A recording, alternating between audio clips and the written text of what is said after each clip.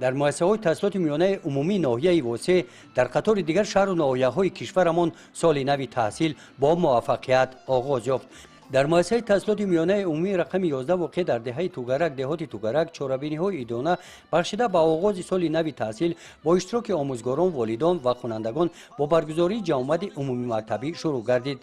در این همایش رهبریت مؤسسه از دستگیری‌های رهبریت دولت به ساحه معارف اظهار مینه‌داری نموده از خوانندگان دعوت به عمل آوردند که جواباً به غمخوری سرور دولت صدقاً مناسبت نموده با بهای خوب و اعلی تحصیل نمایند. در مؤسسه تحصیلات میانه عمومی رقم 11 مثل دیگر مؤسسه‌های تعلیمی برای تحصیل خوانندگان این سال شرایط‌های باز هم مساعد فراهم آورده شدند.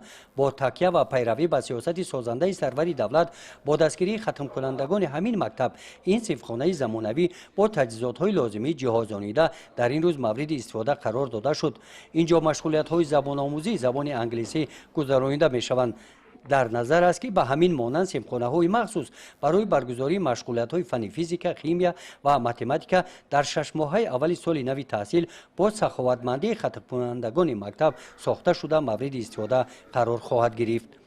در ملاقات با والدان روز اول سال خوانش رئیس ناحیه واسه به این مکتب تشریف آورده با همه کامیابی های ساحه معارف قید نمودند که ناحیه واسه در سال آینده در سمت معارف در مقیاس ولایت پیشرفت گردیده پرچم سیار ساحه معارف را باید صاحب شوند.